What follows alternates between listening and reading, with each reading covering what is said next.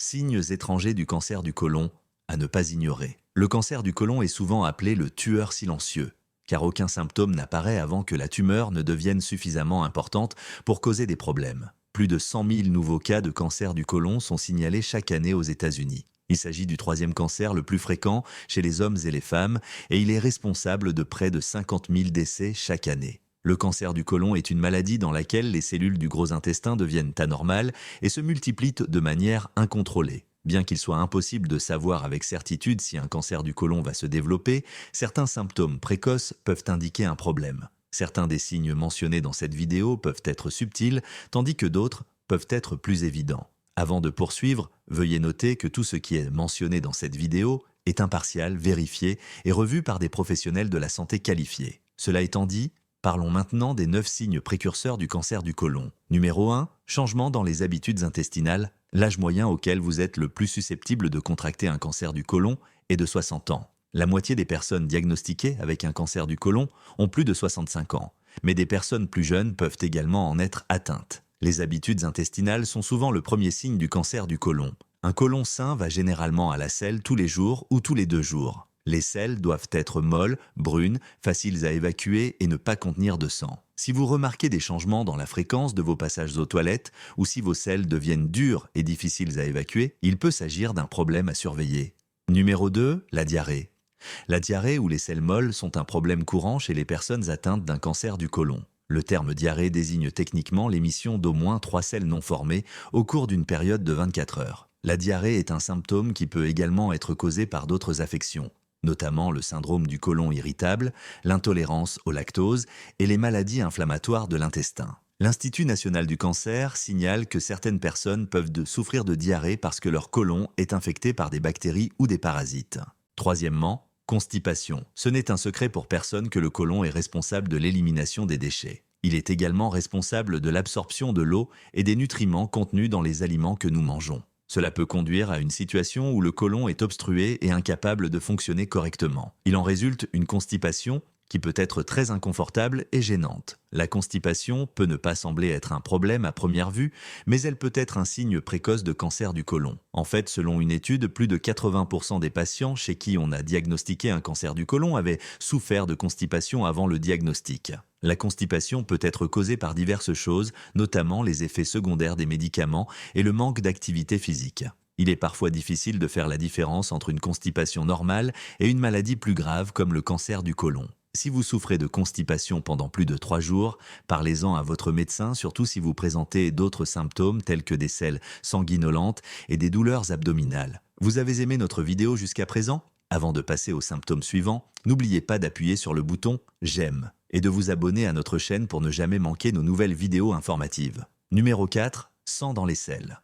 Le cancer du côlon est l'un des cancers les plus faciles à traiter s'il est détecté à un stade précoce. Le taux de survie à 5 ans pour le cancer du côlon est de 95%. Malheureusement, un Américain sur 20 développera un cancer du côlon au cours de sa vie. Plus le cancer est détecté tôt, plus le taux de survie est élevé. La présence de sang dans les selles peut être un signe précoce de cancer du côlon. Le côlon est la partie du système digestif qui stocke les selles avant qu'elles ne soient éliminées du corps. Les selles sanguinolentes peuvent être causées par de nombreux types de cancers et d'autres affections telles que la colite ulcéreuse, la diverticulite et les hémorroïdes. La présence de sang dans les selles est généralement due à une inflammation ou à une lésion du gros intestin. Il peut également s'agir de saignements provenant d'autres parties du tube digestif, par exemple d'ulcères de l'estomac. Des selles sanguinolentes peuvent également être causées par certains médicaments, tels que des antibiotiques comme la ciprofloxacine, des médicaments antidiarrhéiques comme le lactulose ou des suppléments de fer. Numéro 5. Saignement du rectum. Un saignement au niveau du rectum peut être un signe de cancer du côlon. Le rectum, c'est la dernière partie du gros intestin qui mesure environ 5 pouces de long. C'est l'endroit où les déchets quittent le corps. Cependant, les saignements du rectum sont assez courants et la plupart des personnes présentant ce symptôme n'ont pas de cancer du côlon. Les hémorroïdes et les fissures anales sont d'autres affections qui provoquent des saignements dans cette région. Les saignements du rectum peuvent également être causés par un polype ou une autre excroissance à la surface du côlon. Numéro 6. Ballonnement ou douleurs abdominales inexpliquées. Le cancer du côlon peut être causé par des facteurs génétiques ou par des choix de mode de vie tels que l'alimentation et l'exercice physique qui peuvent augmenter le risque jusqu'à 30%. La génétique représente 10 à 15% de tous les cas de cancer du côlon, tandis que d'autres facteurs tels qu'une mauvaise alimentation, l'obésité, le tabagisme et la consommation d'alcool représentent une augmentation du risque de 5 à 10%. Les ballonnements sont l'un des symptômes les plus courants du cancer du côlon. Ils peuvent survenir au premier stade du cancer ou être le symptôme d'autres affections qui n'ont rien à voir avec le cancer. Les ballonnements sont une sensation de plénitude ou de gonflement de l'abdomen qui peut être causée par des gaz. Il peut également être causé par certains aliments ou médicaments. Si vous avez l'impression que votre ventre est gonflé après avoir mangé, essayez de prendre de plus petits repas plus souvent au cours de la journée au lieu de 3 gros repas par jour. Cela permettra d'éviter les ballonnements causés par une alimentation trop riche et devrait également aider à contrôler le taux de sucre dans le sang. Numéro 7. Se sentir constamment fatigué. Les symptômes du cancer du côlon se développent souvent lentement et ne présentent pas de signes précurseurs clairs. Le sentiment de fatigue est assez courant et peut être causé par un certain nombre de facteurs, notamment le fait de se coucher tard ou de ne pas dormir suffisamment. Toutefois, si vous vous sentez fatigué plus souvent que d'habitude et que cela ne disparaît pas après une bonne nuit de sommeil, cela peut être le signe que quelque chose ne va pas dans votre corps. Le côlon est chargé d'éliminer les déchets de l'organisme par les selles. Lorsque ce processus est bloqué ou ralenti, une accumulation de substances toxiques peut se produire dans le système digestif. Si cette situation perdure, elle peut entraîner l'apparition de tumeurs cancéreuses dans la paroi du côlon. Si vous vous sentez souvent fatigué, et si vous remarquez d'autres symptômes tels que des ballonnements ou des douleurs abdominales, il peut s'agir d'un signe précoce de cancer du côlon. Numéro 8. Perte de poids soudaine.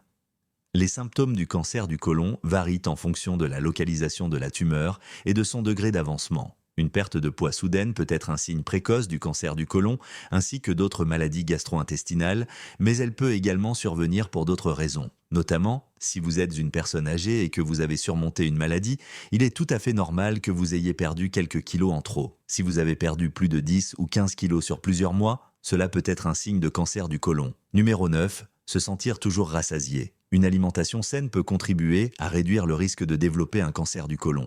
Mais cela peut ne pas suffire. Lorsqu'il s'agit de prévenir le cancer du côlon, l'exercice physique est également important. Si vous vous sentez toujours rassasié, même lorsque vous ne mangez pas, cela peut être le signe d'un problème au niveau du tube digestif. Le cancer du côlon peut provoquer des ballonnements, de la constipation, de la diarrhée et d'autres problèmes digestifs qui empêchent les gens de manger normalement. Ces symptômes sont souvent légers au début et il est généralement plus facile de les ignorer ou de les écarter que d'autres symptômes du cancer du côlon. En fait, si vous présentez d'autres symptômes tels que la perte de poids ou la fatigue, vous risquez de penser que vos problèmes ont une toute autre origine et de ne pas chercher à vous faire soigner tout de suite. Que vous ayez 61 ou 16 ans, la meilleure façon de prévenir la maladie est de manger des aliments sains, de faire de l'exercice et de maintenir un poids normal. Vous garderez ainsi votre côlon propre. Si un parent au premier degré, tel qu'un parent, un enfant ou un frère ou une sœur, a eu un cancer colorectal avant l'âge de 55 ans, vous avez un risque plus élevé que la moyenne de développer vous-même cette maladie à un moment donné de votre vie. Si 2 parents au premier degré ont eu un cancer colorectal avant l'âge de 55 ans, vous avez un risque encore plus élevé que la moyenne. Les Afro-Américains présentent le risque le plus élevé de développer un cancer du côlon par rapport aux autres races et ethnies aux États-Unis. N'oubliez pas que si vous présentez l'un des symptômes mentionnés ci-dessus, n'attendez pas avant de contacter votre médecin. N'oubliez pas qu'il peut s'agir de signes précoces du cancer du côlon et non de symptômes définitifs. Si vous présentez l'un des facteurs de risque de cancer du côlon mentionnés ci-dessus, n'oubliez pas de discuter avec votre médecin pour savoir si la coloscopie serait la décision la plus appropriée en matière de dépistage. Cette vidéo vous a plu? Cliquez sur le bouton j'aime et abonnez-vous à notre chaîne pour recevoir d'autres vidéos informatives comme celle-ci. Merci d'avoir regardé cette vidéo, votre bien-être est notre mission.